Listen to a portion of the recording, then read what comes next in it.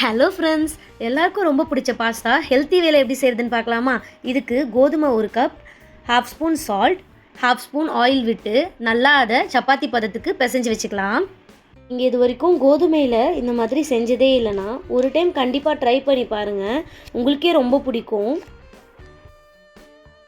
இப்போ நம்ம மாவை நல்லா பிசைஞ்சிட்டு அது மேலே ஒரு ஆயில் விட்டு நம்ம ஒரு 5 மினிட்ஸ் ரெஸ்ட் பண்ணி வச்சிடலாம். அப்போ தான் நல்லா சாஃப்டாக வருண்டோ. இப்போ நம்ம அதை சப்பாத்தி மாதிரியே திரட்டிக்கலாம். ஒரு கொஞ்சம் தின் லேயராக இருந்தால் ஓகே தான். நம்ம வீட்டில் எதனா ஒரு மூடி இருந்ததுன்னா அதை வச்சு நம்ம அந்த ரவுண்ட் ஷேப் எடுத்துக்கலாம்.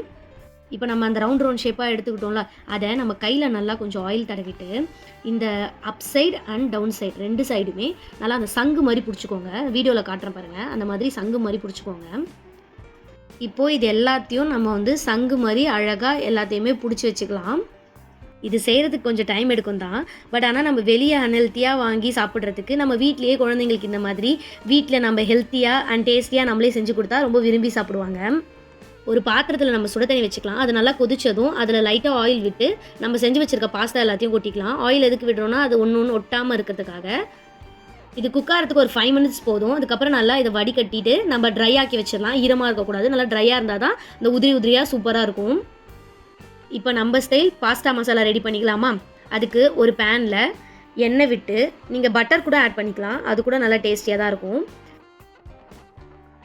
ஆயில் சூடானதும் கொஞ்சம் கடுகு போட்டு, கடுகு நல்லா பொரிஞ்சதும் ஒரு வெங்காயம், ஒரு பச்சை மிளகாய் போட்டு அதை நல்லா வதக்கி விட்டுக்கோங்க.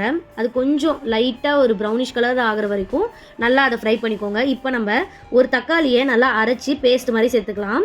அப்போ தான் அது பாஸ்தா ஸ்டைலில் ரொம்ப டேஸ்டியாக இருக்கும். தக்காளி நல்லா மசிச்சதும் அது கூட 1/2 ஸ்பூன் இஞ்சி பூண்டு விழுது போட்டுக்கலாம். இஞ்சி பூண்டு வாசனை போகிற வரைக்கும் நல்லா அதை கிளறி எடுத்துக்கோங்க.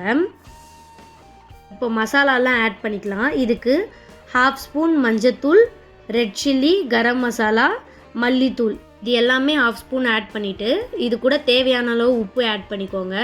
இது எல்லாத்தையும் சேர்த்து நல்லா ஒரு பெரட்டி விட்டுட்டு லைட்டாக கொஞ்சமாக தண்ணி ஆட் பண்ணிக்கோங்க. இது எல்லாத்தையும் சேர்த்துட்டு நல்லா திக் பேஸ்ட் வர வரைக்கும் அதை நல்லா கிளறி விடுங்க.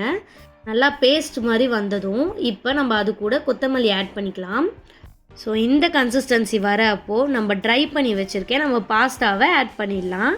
ஆட் பண்ணிவிட்டு நல்லா இப்படி ஒரு பெரட்டு அப்படி ஒரு பெரட்டு போட்டு எடுத்திங்கன்னா ரொம்ப ஹெல்த்தியான வீட்லேயே வீட் பாஸ்தா ரெடி.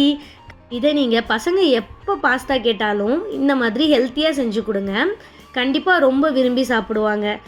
யாருக்கெல்லாம் பாஸ்தா ரொம்ப பிடிக்குமோ ஒரு லைக் பட்டனை தட்டி விடுங்க. தேங்க்யூ ஃபார் வாட்சிங் my video. Love you all.